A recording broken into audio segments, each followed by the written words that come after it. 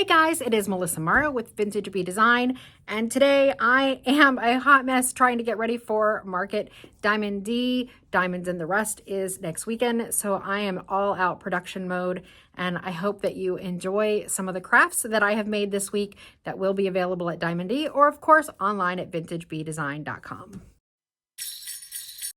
So as you can see, I have this large stack of cigar boxes that we got from a local company.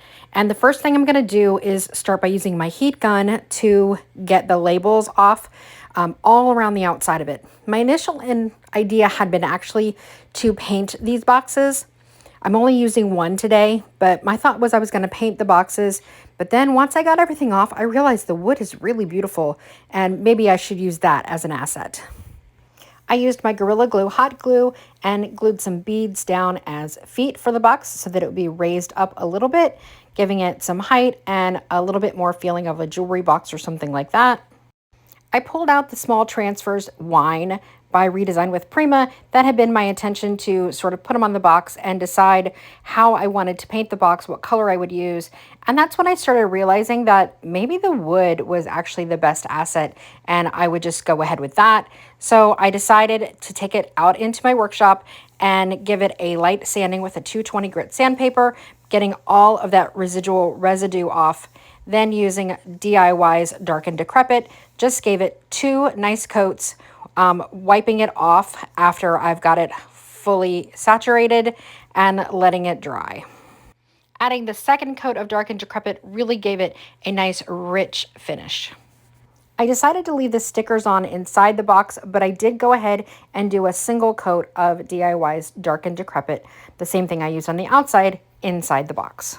Just like the outside, this just really gave it a nice, dark, rich look. It gives it a more polished finish. I tried not to get any of the Dark and Decrepit on the label, but if I did, it wiped off easily.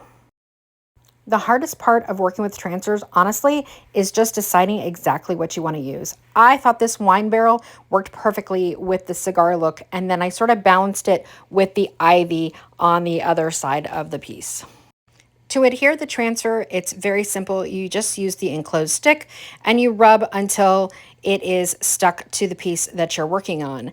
Now, if it comes up at all when you go to remove it, then you just lay it back down and continue working with the stick, as you can see that I am doing here. Then where you have these slits, I just took an X-Acto knife and cut it right apart. Not to be left out, I went ahead and added these grapes on the inside of the box. That way you had a treasure whether you were looking at it from the outside or the inside. I should have let the Dark and Decrepit dry a little longer on the outside. It would have made it a little easier to apply. Once everything was done, then I simply add 2 coats of DIY's liquid patina to seal it all in. And look at how beautiful that wood color is.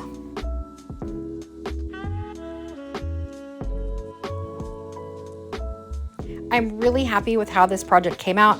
The cigar boxes were completely free from a local cigar store, and I think this makes the perfect gift for someone who loves wine or loves cigars. I just think it's a really nice little gift box for giving as well. Let me know in the comments what you think about this project. Do you think I should have painted it, or do you love the natural wood color after some DIY's Dark and Decrepit?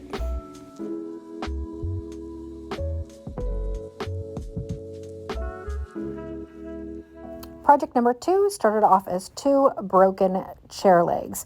These were chairs that had been in our staging collection and have broken.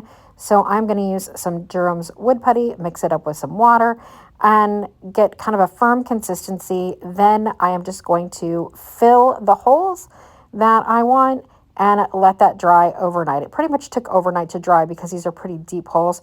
You could have also used dowels to fill the hole, but the Durham wood putty is what I had on hand.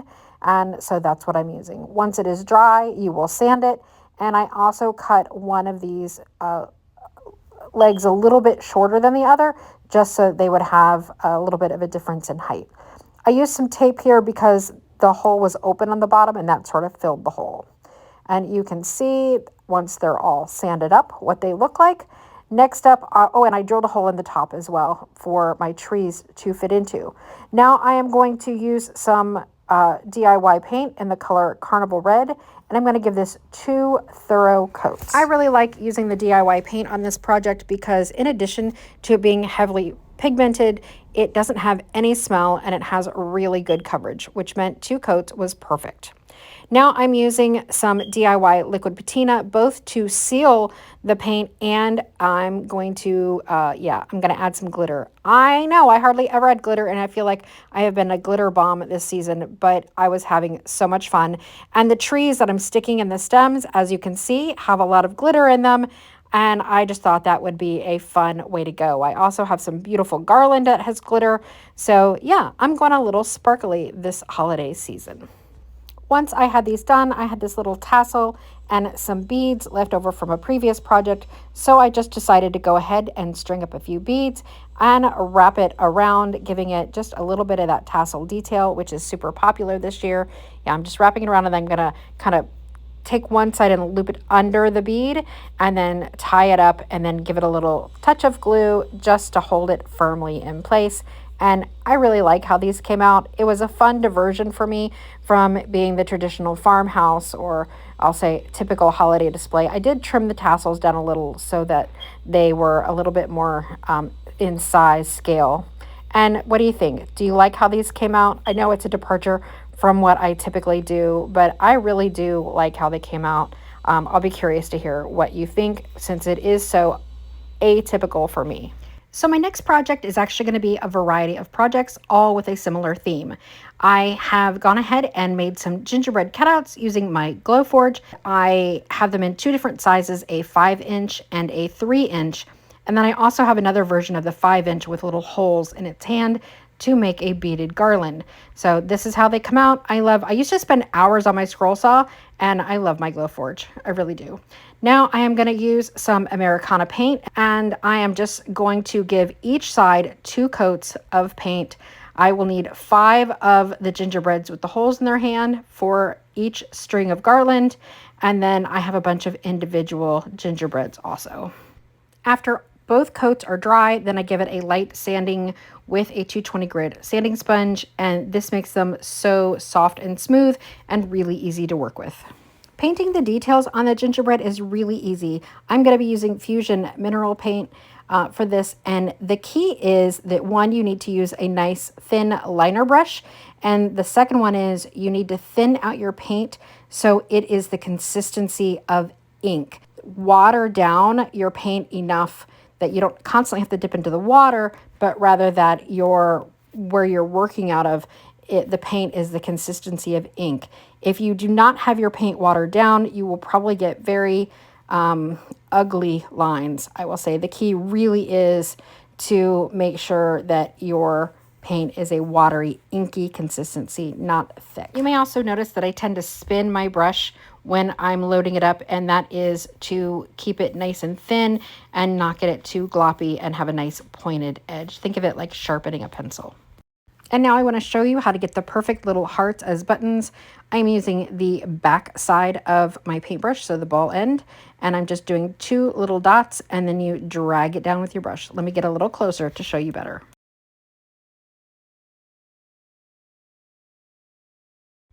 Pretty easy, right? We're just going to keep repeating that process, doing it over and over again for all of the gingerbreads. As you can see, my little gingerbread army is coming along pretty nicely.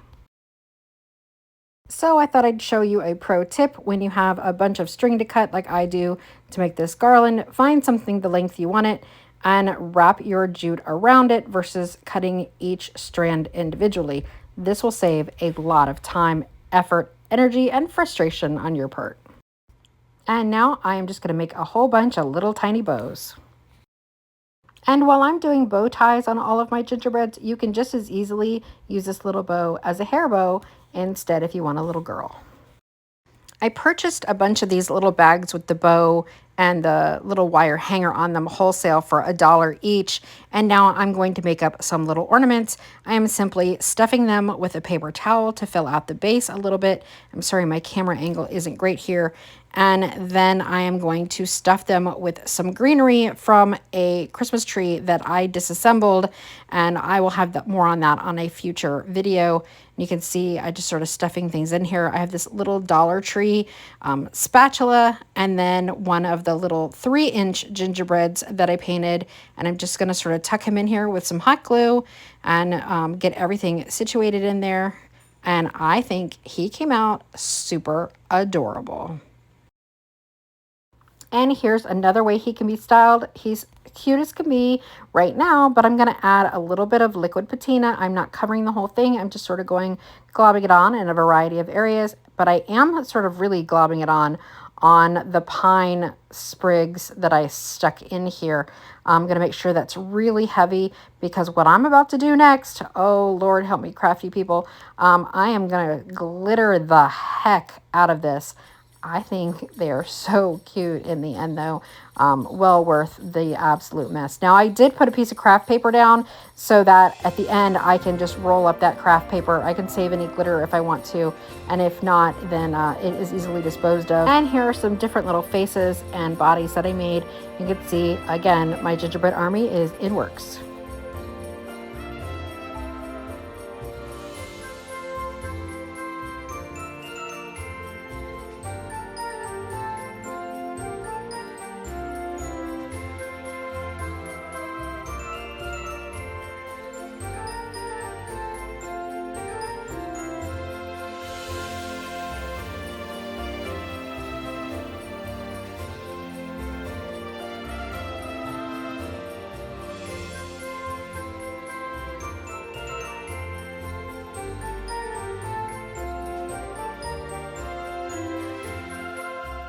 I hope you enjoyed today's video.